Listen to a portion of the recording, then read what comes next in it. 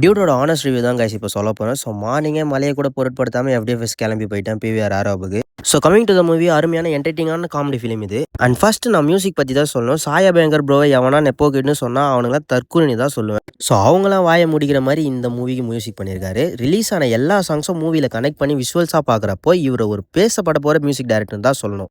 And கீர்த்திஸ்வரன் bro first time இவர் movie direct பண்ணுற மாதிரியே தெரில. அவ்வளோ சூப்பராக எழுதியிருக்காரு. நாட் ஓன்லி ஸ்டோரி டைலாக்ஸ்லாம் பண்ணிட்டாரு. நிறைய டார்க் காமெடிஸ்லாம் வேற மாதிரி. அண்ட் கேஸ்ட்டுக்கு வந்தா பிரதீப் ப்ரோ இந்த மூவில ஒரு ட்ரெமாண்டஸ் சேஞ்ச் இன் ஆக்டிங். அவருக்குன்னு ஒரு மூவிலையும் ஒரு ஸ்டைலை கிரியேட் பண்ணிடுறாரு. கண்டிப்பா இந்த மூவி ஹேட்ரிக் தான். அண்ட் மமிதா பைஜு இவ்வளோ ஆக்ட் பண்ணுவாங்கன்னு இந்த படத்துல தான் எனக்கு தெரியுமே. ஸோ அவங்களும் அவங்களோட போர்ஷன்ஸை சூப்பராக கவர் பண்ணியிருந்தாங்க.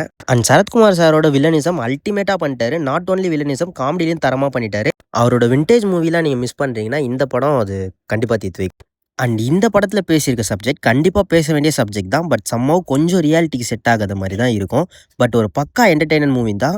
சீன் பை சீன் சூப்பராக டேரக்டர் ரைட் பண்ணியிருக்காரு. அண்ட் என் பாயிண்ட் ஆஃப் வியூவில் சொல்லணும் அப்படின்னா ஃபர்ஸ்ட் ஆஃப் பேங்கர்னு தான் சொல்லுவேன். Second half literally I'm crying. இவங்க சேர்ந்துட மாட்டாங்களான்னு நினச்சி அது ஒன்று தான் டிசப்பாயிண்டட். மற்றபடி ஒரு குட் கிளைமேக்ஸ்.